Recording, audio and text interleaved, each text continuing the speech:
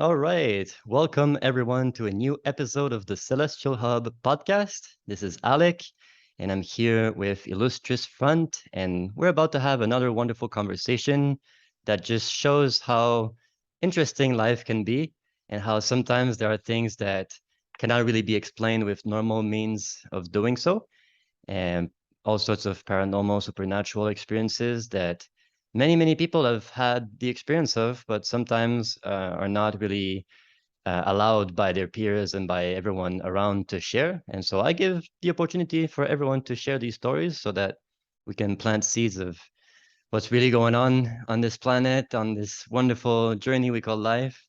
And so, well, how are you feeling today, Illustrious Friend? Let me just Pretty start with good. that. How are you? I'm also quite wonderful, I would say. Just had a wonderful sunny day today. Went to the ocean a bit. It's really nice. Oh, nice.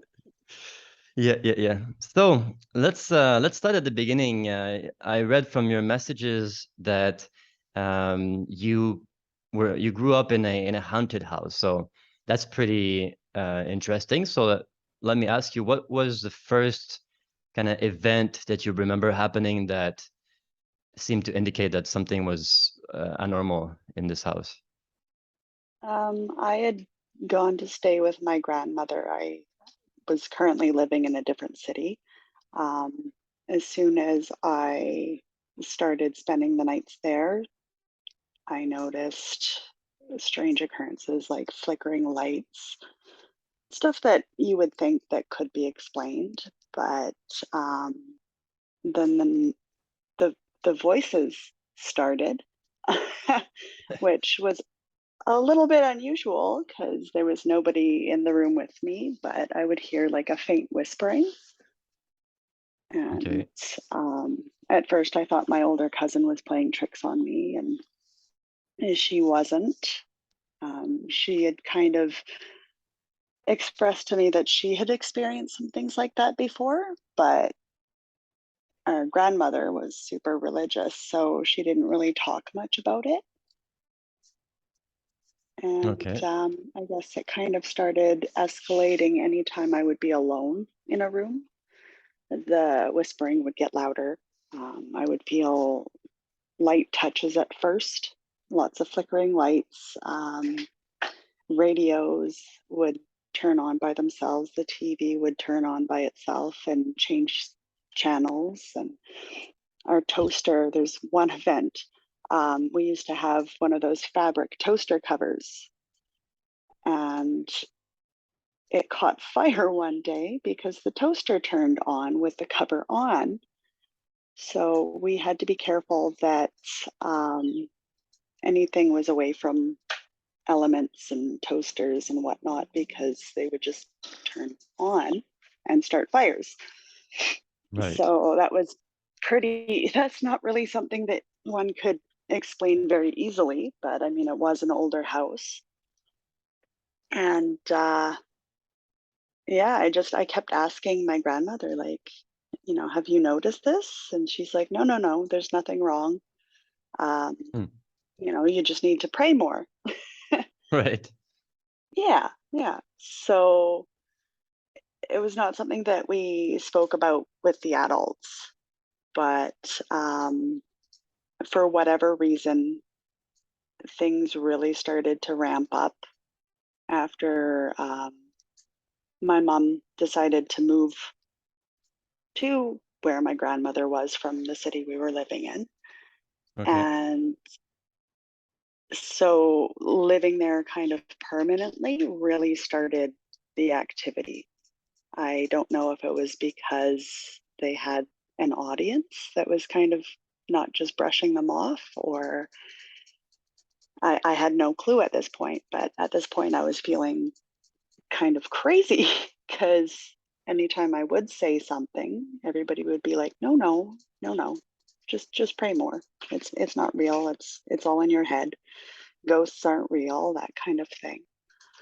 Right. And it ended up that my cousin and I, she's about 5 years older than me, we ended up having to share a bedroom because I couldn't be left in a room by myself.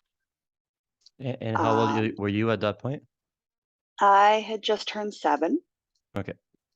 So, I mean, I had experiences with the imaginary friends all my childhood. So it wasn't something that was completely new to me, but I knew it wasn't just an imaginary friend situation. So we would end up going to bed, and the parents would go to bed and everything like that, and the house would be quiet, and all of a sudden, I don't know if you know this, but the sound that you hear when you're dragging your fingertips down glass, that kind of high pitched squeaking noise, Yeah, it would I start know with what you mean. that. Yeah, it would start with that on our windows. There'd be tapping and knocking through the walls. Then the blinds would start to shake and make noise like somebody was running their fingertips up them. And this would get louder and louder, and it frightened me. So I'd start to cry, and that seemed to make it worse. And the bed would start to shake, and we'd be huddled together in this bed. And it's a big bed, and it had a frame, a headboard, everything like that. So it wasn't like it was a light bed, but the whole thing would lift up off the floor and Wow. drop down. Like kind of levitating? And yeah, yeah. And it would just lift up and drop. And we would start screaming. I And bet. our parents, yeah, our parents would run in, turn on the lights, and, ask us what was wrong. And we'd just be inconsolable. So it's not something that we would talk about, but they thought we were roughhousing, and one of us got hurt. Right. And we would have friends over, and our friends would be all like, "Oh, I think your house is haunted," and stuff like that. And of course, as soon as you start talking about it, things started happening. Then the TV would turn on. So we had a nickname for our ghost friend, and nobody wanted to spend the night though. So it was like as long as the sun was out and it was nice and shiny, they'd come over and play and, watch all these weird happenings, but nobody would ever want to stay. Right. Um, I do remember this two events. This is kind of what led to having me bed share with my cousin. I was alone in my room, and I had one of those old consoles that have a turntable in there as well. And it turned on, and you watched the arm swing. And it wasn't an automated arm, but it would swing and turn on the record player Hmm. out of nowhere. And then the whispering and the touching and the hair pulling would happen, and I went running out of my room, and I just refused. I was like, I can't sleep there. I can't even play there. I can't go in there anymore. Right. So I went up to bed share with my older cousin, and it was a fourplex house. So Okay. there was 2 units per side, and we had neighbors in the other side. We had the first side, both top and bottom, for my mom and my grandma. And right next door there's this teenage girl and her younger brother. And for whatever reason, her mom was at work. She was homesick. So my grandma and my mom went over to go check on her, and they took my older cousin. They're like, I'm just going right next door. I'll be gone just maybe 5 minutes. Just stay where you are and play. And as soon as they left, I heard the lock click, but their keys were in the kitchen Hmm. on the counter. And then the noises of the fingertips down the glass and the blind started going, the light started flickering, and it felt like so many sets of hands were on me and grabbing at me and pulling on my clothes. And I tried praying, tried to see if that would work, and nothing was working. And the hands were gripping me tighter. And I started screaming because I was being pulled.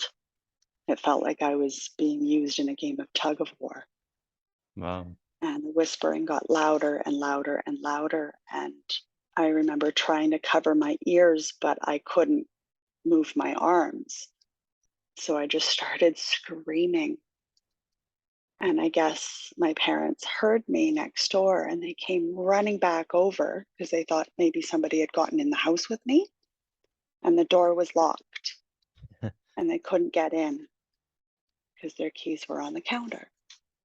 So they kept screaming and calling for me to come down and unlock the door. And I couldn't do it. As soon as I would look down the staircase, it wasn't my mother's face I saw through the window. I can't even describe what I saw, Wow.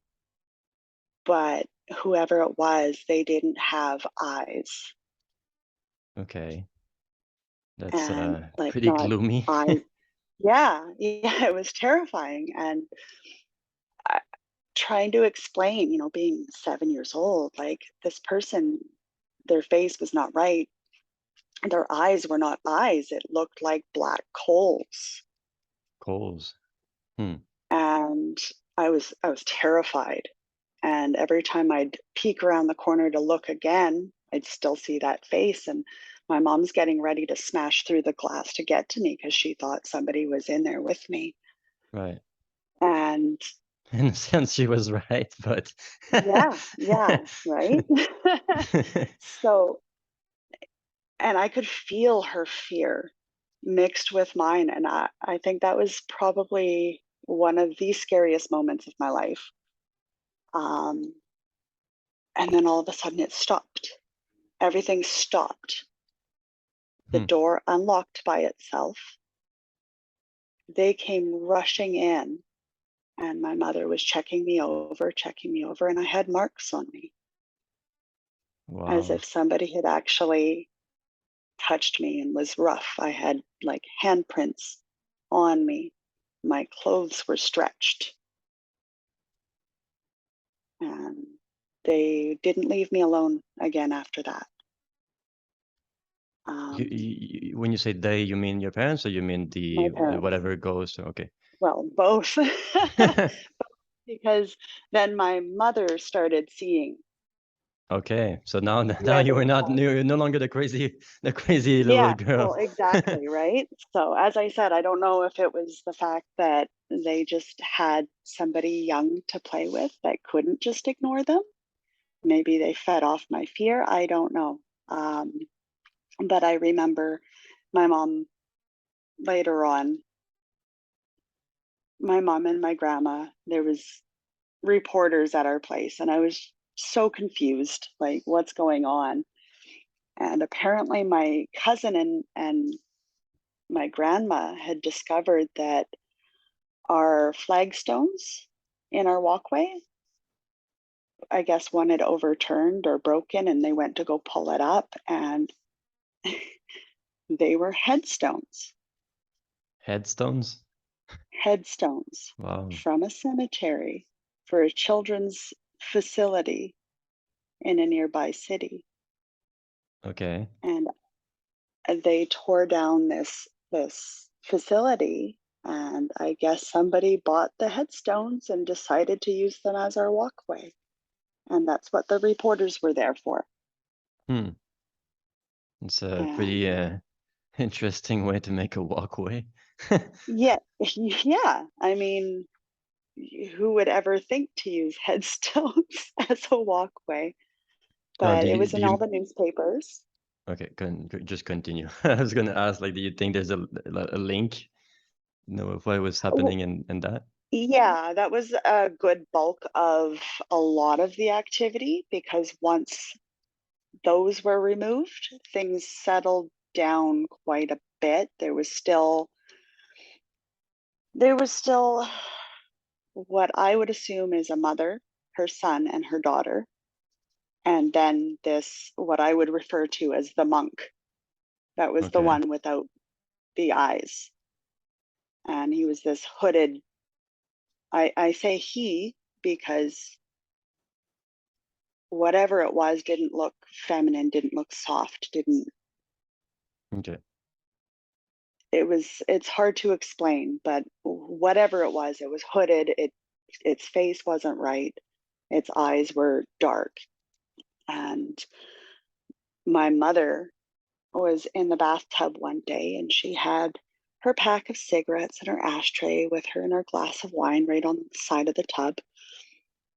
And all of a sudden, everything shifted and slid down the tub to the other side. And immediately she covers herself because she's like, what's going on? And she looks up and there's this monk standing there. So So she she saw the started monk to too. see him. Yeah, she started to see him. And that's when we brought in the psychics. Right. And the psychics came in and they're like, okay, yeah, this is a very active house. I don't know how you can handle being in here very long. It's very hard to breathe.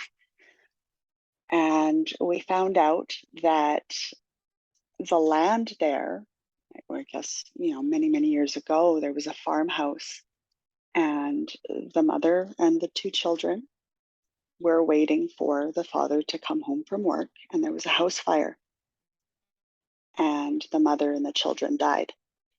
Okay. And they couldn't move on because they were waiting for the husband. Hmm.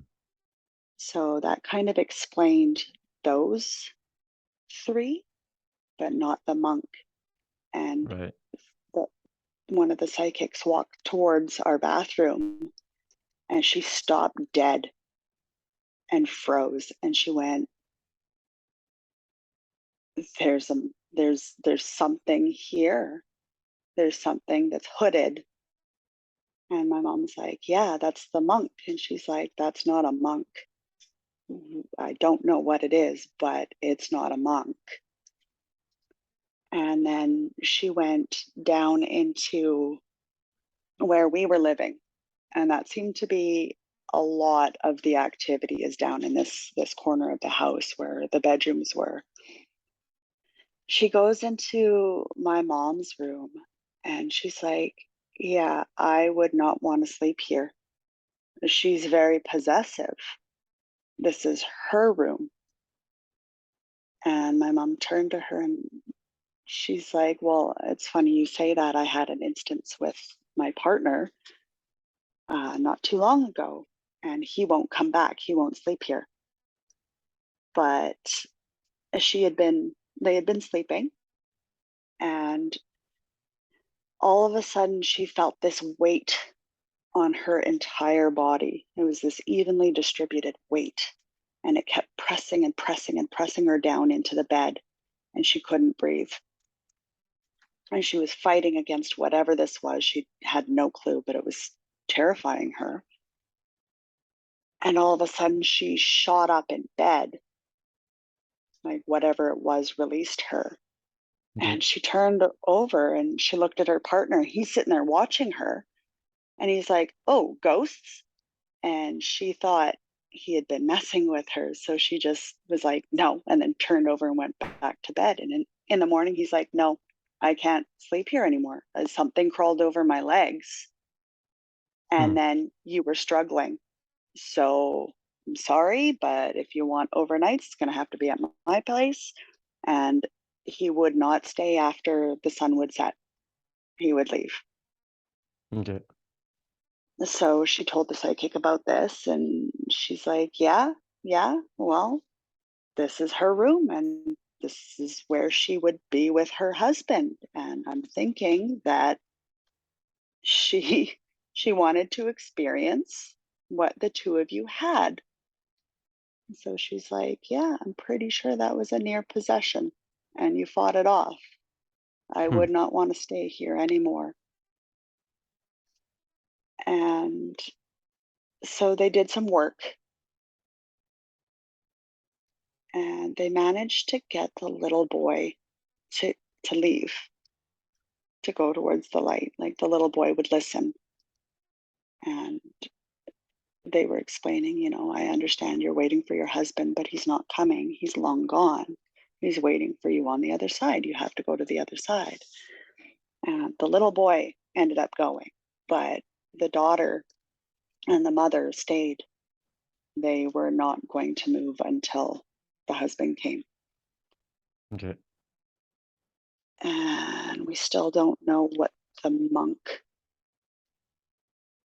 or hooded entity ever was, but she's like, yeah, you know what?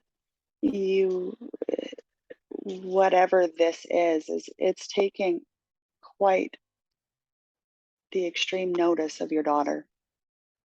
Mm-hmm. So I would really seriously consider moving and taking her out of here because she's not safe. And shortly after that, we ended up moving. Okay. So Were there yeah, other it people that was moved in? it, for a long time, nobody would stay.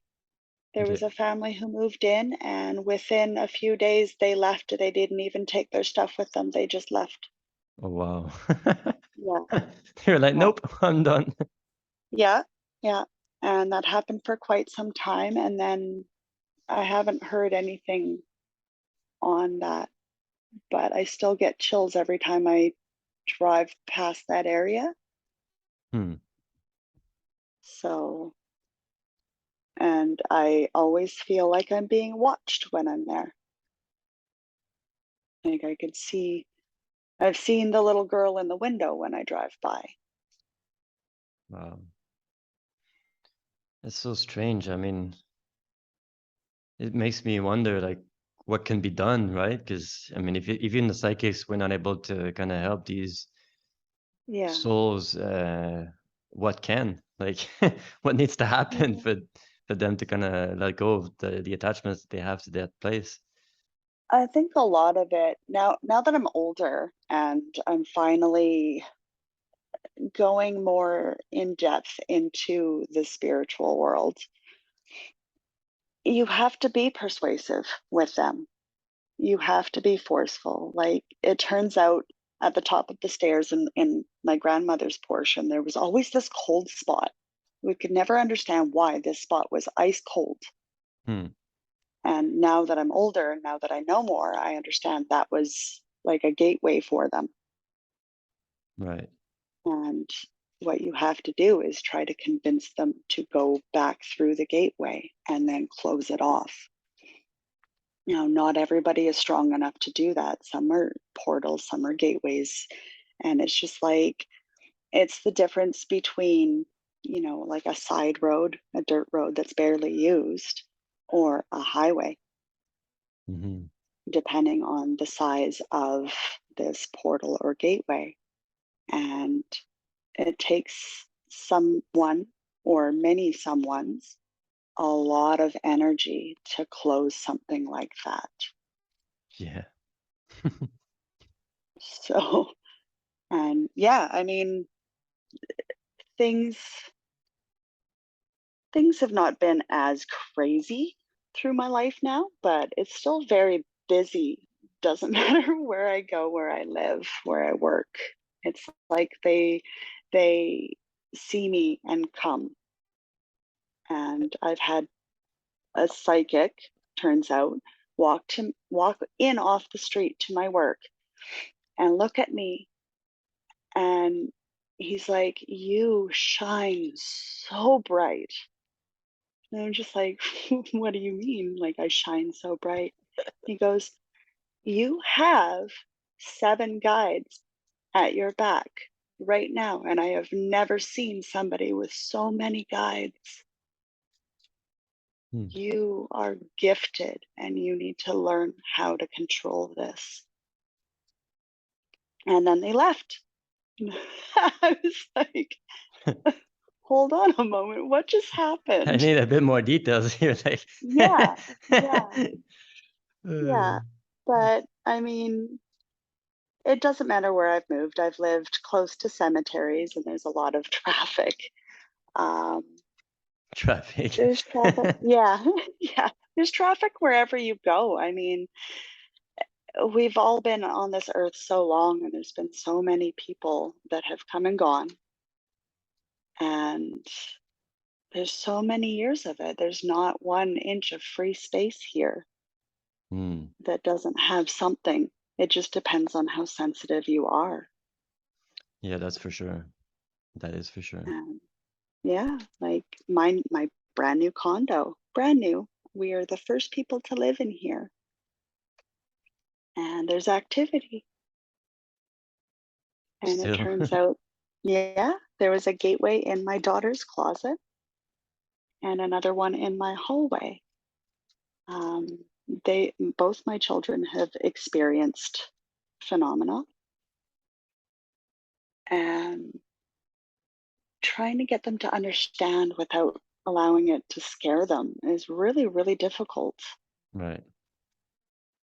So I've practiced more on grounding and guarding and washing us all in white light and doing all these rituals to cleanse our space on a regular basis. But Hmm. things still come through. So, like, just for example, these gateways that you found, how were you able to find them? Like, did it just get there was a cold place again, or it was something else, or you Yeah, perceived it? Like, my daughter's closet has always been ice cold. okay. And I I mean, I kind of knew what it was, but I didn't know how to fix it.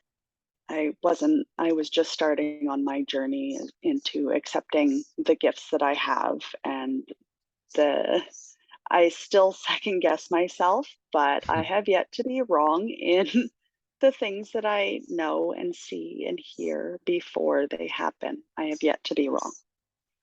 Do you have I some examples of that? Because that's also very interesting.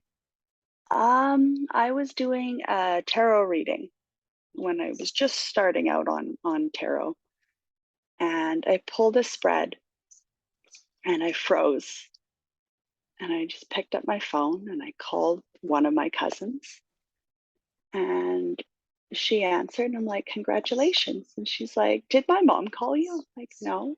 I said, Hmm. congratulations. She was pregnant. She had just found out.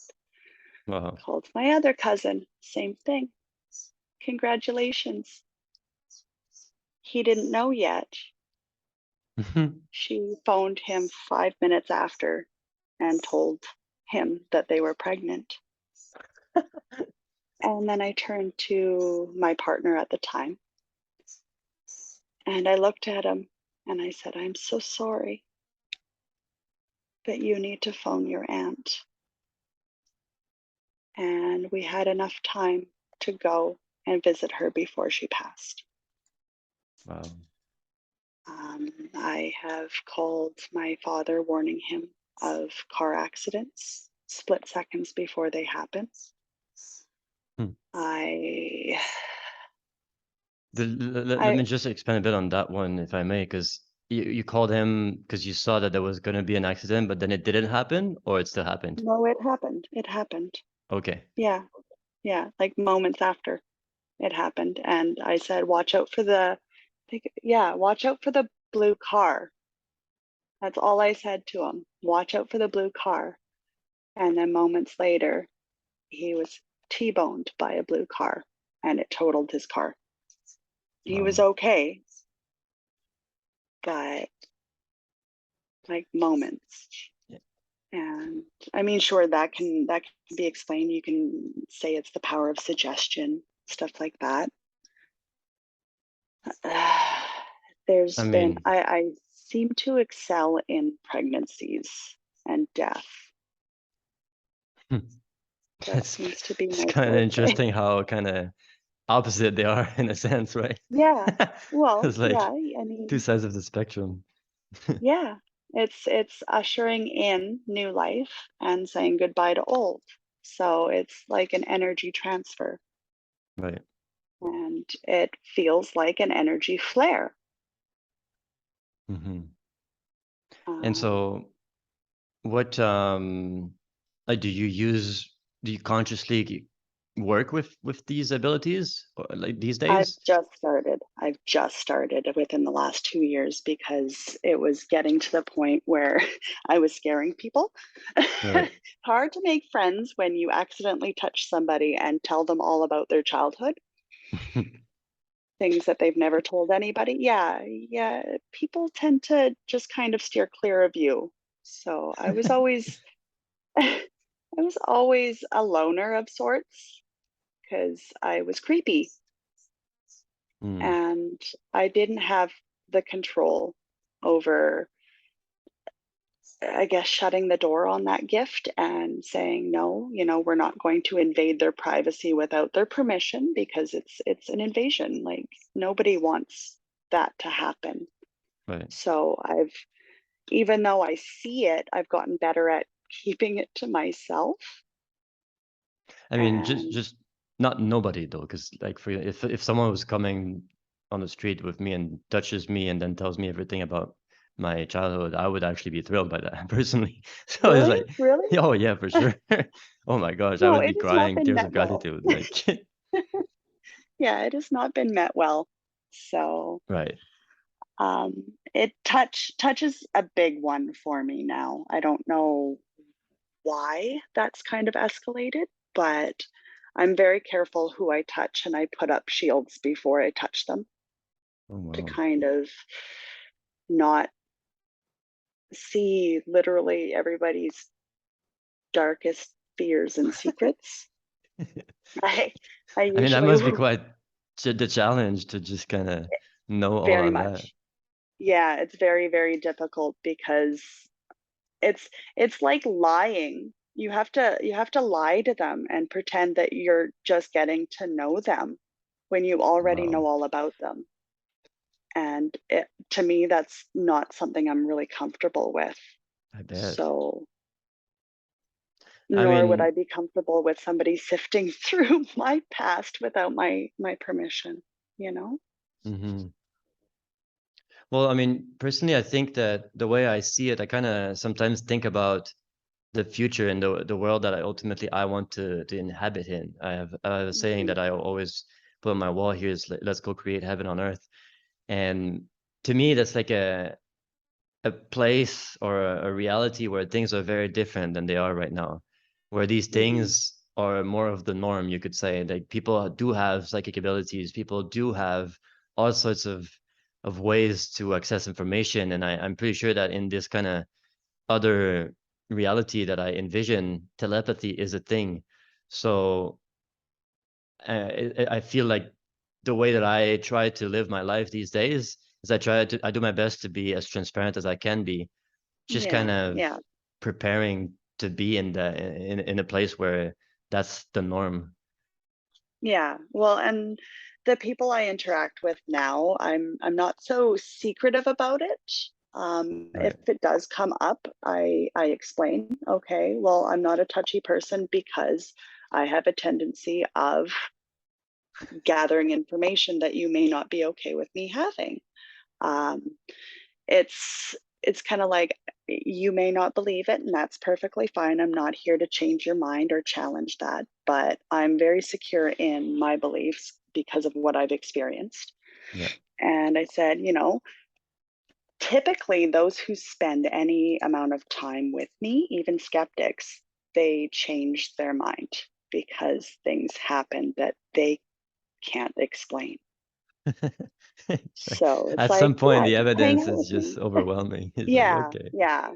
Well, my current partner, um, he was he got the whole, oh yeah, I'm intuitive, blah blah blah. And I'm like, well, it's not just your intuition. You have a gift. And he's like, yeah, I don't know about that. I've never really experienced anything.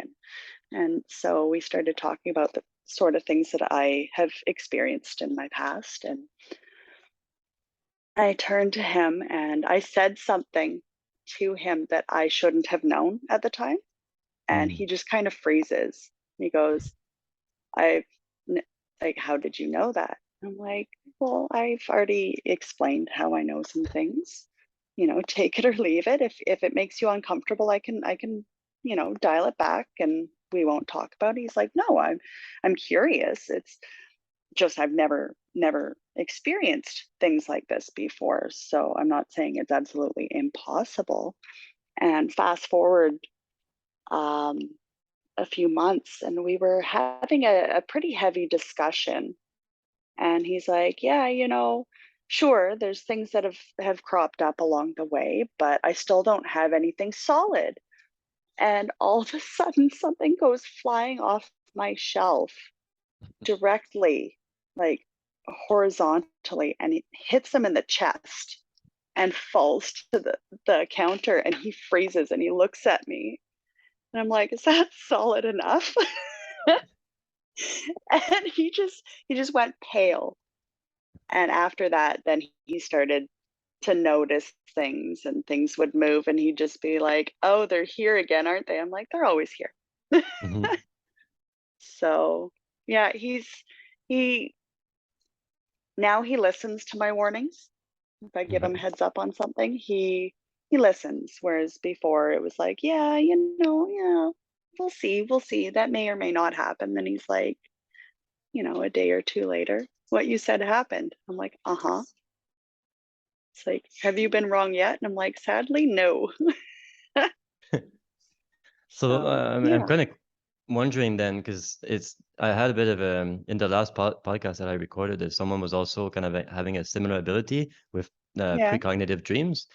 And Mhm. so a question I asked him, and I will ask you too, is do you feel like when you see these things that are like future events or future stuff, right? Well, do you think it would be possible for you to change that, um, to kind of do Oh, something about yes. it?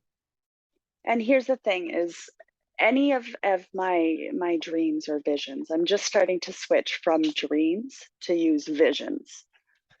Any of my visions that can be changed seem to be hazier.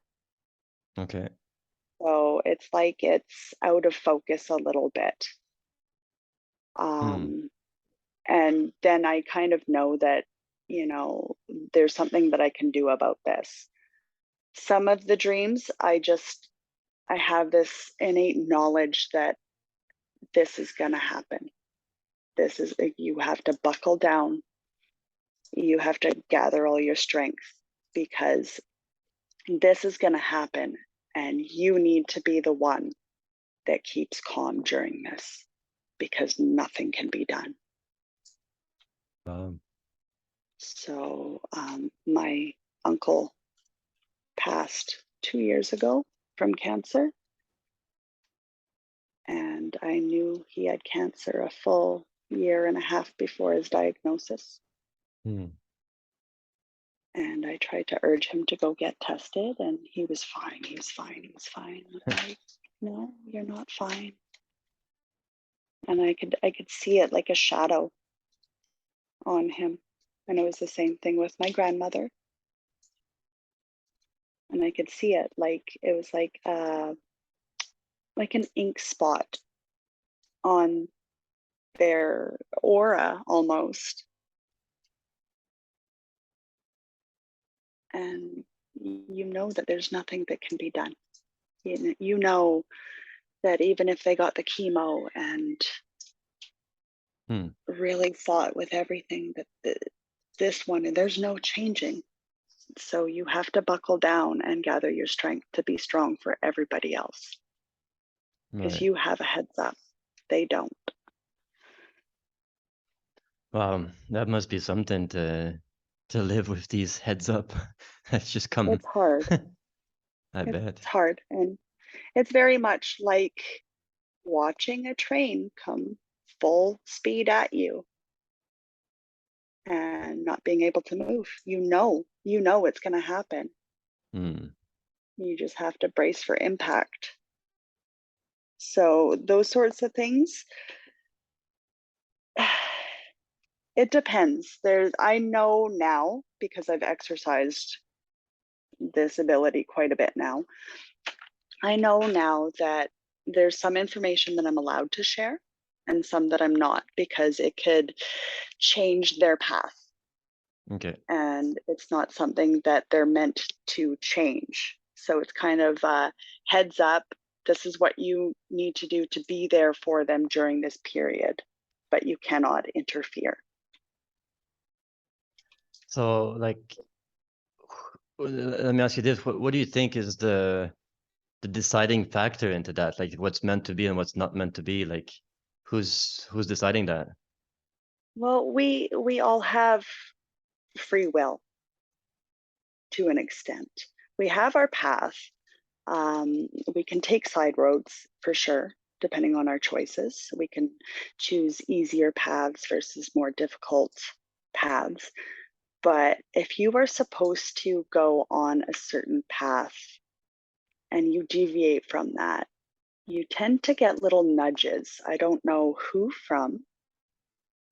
Yeah. I've never really analyzed it that much, but you get these nudges and they try to shift you back on track because, yes, you have free will, but you're still supposed to reach this destination. Yeah, And I have a similar understanding. Yeah. I've yeah, experienced the yeah, nudges many yeah, times. exactly. Some of them are really forceful. Right? So they're like, hey, no, dummy, come on, back to it. But some things, yeah, I mean, it's the pick your own adventure book. Yeah. You're still going to come to the end of the book. So certain things I'm allowed to give them a heads up, like, okay, well, if you choose this way, this is what you have ahead of you. But if you choose this way, you know, things are much easier. So I know what I would choose, I'm but it not gonna is tell your you what to choice. do, but Yeah, yeah. And some things are supposed to happen for growth into our higher selves. We are supposed to face certain things in our journey, to learn so that we can elevate ourselves. Because I believe that our goal here while we're on earth is to find our higher selves, our divine self, and be as fully evolved as we and can. embodying that. Yeah, and being our truest self, not being swayed by ego or desire, but sticking to our true purpose and fulfilling that. I 100% Um, agree with that. yeah, so if we skip steps, we're not going to get to that same destination. So some people learn the hard way, some people don't. And the people that do learn the hard way, they have to go through these adversities in order to get true knowledge that's going to change them and bring them to their higher selves. Right. And those are the things that you have to just basically go, oh, sweetie, I'm sorry, and just be there for them. Yeah, and support them as best you can, but you can't take away that pain from them because they need it to learn. So do you have any recommendations for people as to what to do in order to kind of, embody that true version of themselves? Like, Shadow work. Shadow work. That's what really started my path of self acceptance and authenticity, being who I am all the way around, regardless of who I meet, instead of having these different faces that I would show people and wasting so much energy on trying to pretend to be something that I'm not or to appear to be something I'm not. right. So when you say And shadow work, there's many people that say many different things about shadow work. So what do you define as shadow work? Like what, when let's say you delving do it, into what does it yourself. do? The course that I ended up stumbling across quite by accident, I ended up with a mentor, Okay. and she explained to me, she's like, okay, well, people are like pyramids. Okay, so there's these sides to them. They have friends and family, acquaintances. They have their true self, and then their shadow self. This is where all the things that you don't want to look at, all those ugly truths about yourself, get shoved into this one side. But it takes a lot of energy to maintain all these different aspects of yourself. So, in order to become your true self, who you are meant to be, you have to accept that you can't have darkness without light and vice versa. You can't have good without bad. It's a balance. And everybody has this balance. It depends on what side you put the most energy into. Right. So, our goal here is to delve deeper and deeper and deeper into your traumas, your fears, your doubts, the things that you can't bear to look at within yourself, because people are mirrors. So what you see in other people reflects back what you fear about yourself. So look Mhm. at that, really look at that. Whatever irritates you about somebody that you know and love, look at that aspect in yourself and work on that. Know yourself, know your flaws, know your shortcomings, and work on them. Because those flaws, those shortcomings, those things that you don't want to look at, those are things that can potentially help somebody else in their journey. Right. That's Like for my sure. gift. Exactly. Yeah. So, and is that something that you do when it comes to, because you know, you mentioned that if you touch someone, is sometimes, well, you kind of have the whole story happening. Well, it seems to me that that could be very helpful to people that had traumas, for example, or and maybe not aware of that. Because I know for a fact that for myself, it's when I did plant medicine ceremony that some of the trauma that I had was brought to the surface. But it Yes. seems that like you could help someone to unbury that if, of course, they Yeah. want. And that's it. As I always offer them, when you're ready, I can help you with that. And Right. that way you don't feel so alone while you're digging through that aspect of you, because it's going to hurt. And let's say that, like, in your experience, when these traumas are uncovered, what needs to happen for healing to take place? Like, what's, because you mentioned you got to work on it, but what does that mean? You need to sit with it and actually feel it and accept all the feelings that come with it. You need to allow yourself to be angry. You need to allow yourself to be scared and not run from it and distract yourself from that pain. You need to feel that pain, accept it, and release it. Hiding from it is just putting it all in a closet. Pretty soon, that closet, it won't be able to close. And everything's going to be tumbling down on your head, regardless of whether you're ready or not. Right. So, if you move through that pain, like I can't remember who quoted it, but if you're going through hell, keep on going. You don't just stop and set up camp, right? Yeah. And that's kind of what accepting all these different emotions. So many people hide from their emotions. They're afraid to be angry about something because there's always a flip side. Of course, there's always a flip side, but that doesn't detract from your right to your emotions regarding that thing, how it affected you. And there's also sometimes like acting on these emotions, though, because for example, anger, well, it's possible to feel the anger, but if you start acting on the anger and start, like, I don't know, vandalizing people's But that's houses, it. Usually, that's what suppressed anger right. manifests as.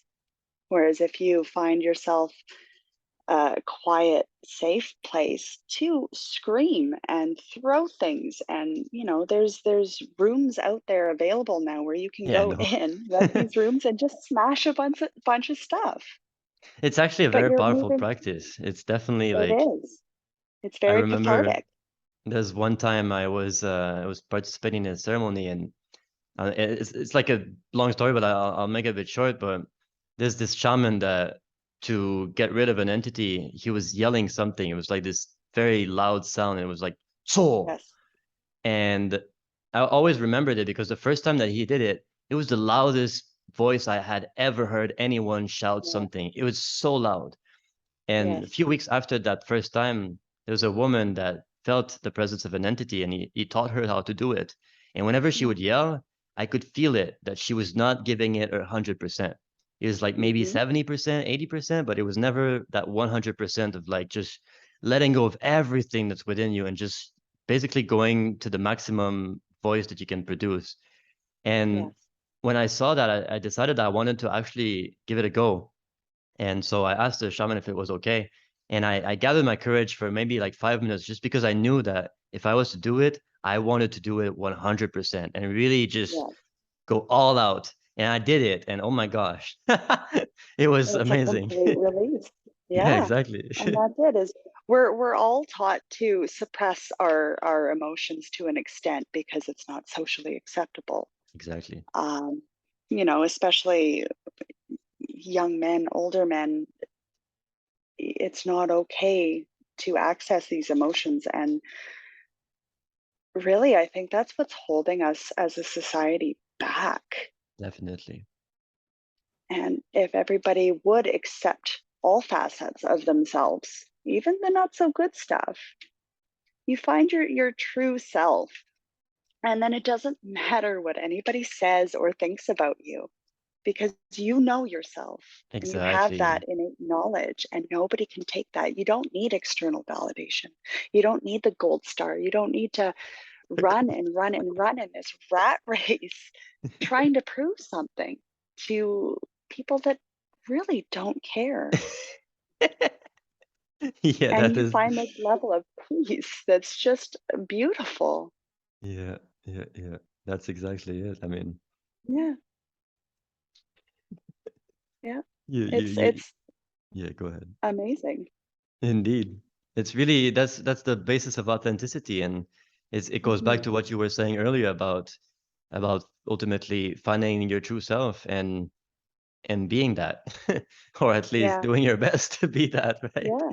Like, Unapologetically, like this is yeah, me. And of course, don't take that to mean that this is who I am, take it or leave it. You should always be striving for self-betterment, for exactly. self-growth. And if I go back to what I said earlier about that new heaven on earth kind of realm that I Hmm. envision, I think that this is the main aspect of it. The core element that is different from the way that things are right now is that authenticity and people Yeah, really staying true to who they really are, living their passions. And I yeah, think that when it comes to laws and rules, sometimes something that I really do resonate with is that the only major rule would be do no harm. And I think that this yes, is like this is where it's like you can be authentic as much as you want as long as you don't go beyond that line of do exactly. no harm. And And that is a law in Wicca. I'm Do not as you familiar with it, will, but but I'm harm sure none. like Yeah. And that everything you do, everything you say has a consequence, right? So make sure yeah, that you're moving with mindfulness so that you don't harm others. right. Absolutely live your life, but you want to make sure that your impact on others, if it can't be a positive thing, is at least it's a neutral thing. You don't want to be a bull in a china shop just going, this is me, take it or leave it, and then just wrecking everybody in sight Yeah, the brutal because that's honesty not good. that Yeah, sometimes is a that's not good. blanket statement for just Yeah, being like harsh, right? It's like yeah, and that's it. Is you can be honest without having to be unkind. exactly. Exactly. I think the world needs a little bit more authenticity and honesty and transparency. And, like growing up, I was always bullied and they used to call me a witch, and because I'd have these gifts and it was just such a creepy negative thing. Now, if somebody was to walk up and go, "Oh, you're a witch," I'd be like, "Uh-huh. And proud to What's your be. point?" Yeah, yeah. I always work with love and light. Yeah, So I genuinely want happiness for other people.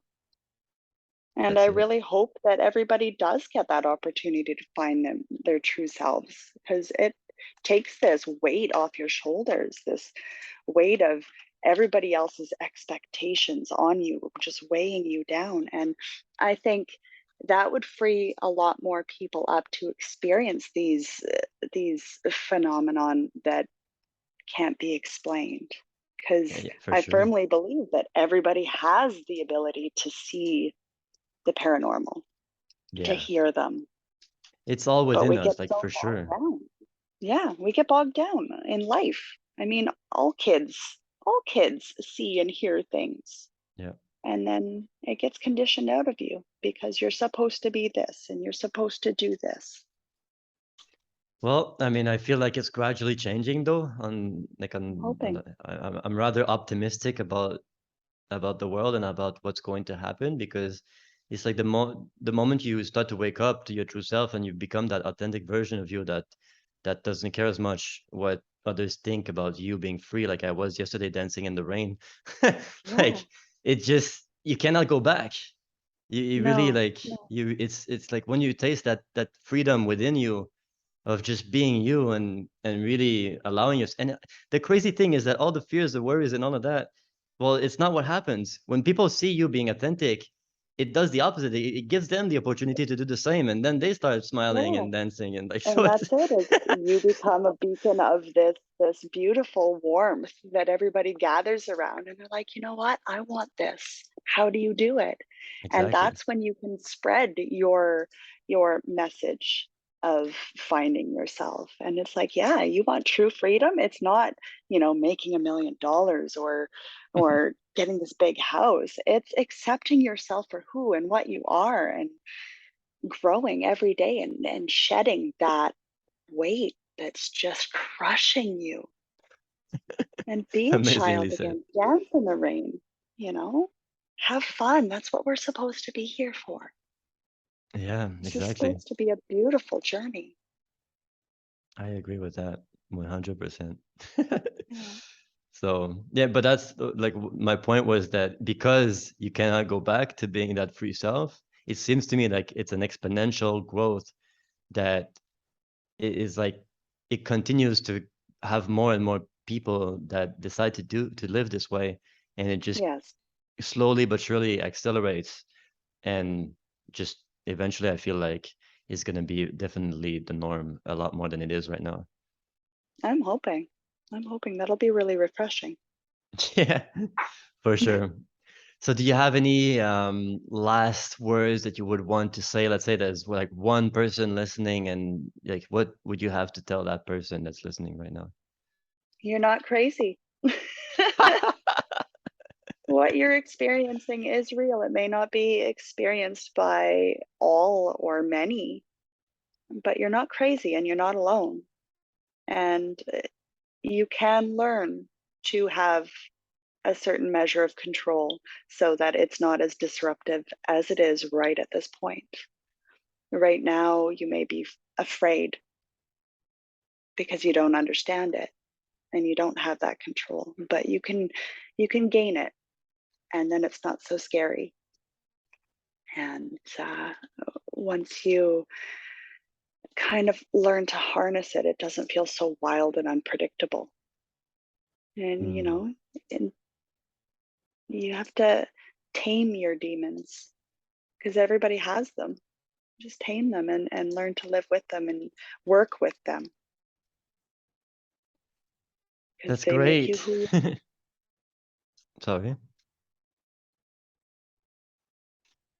I think you said something, but I kind are. Oh, yeah, of it's just what makes you who you are. right. Well, Yeah. thank you for who you are. Mm.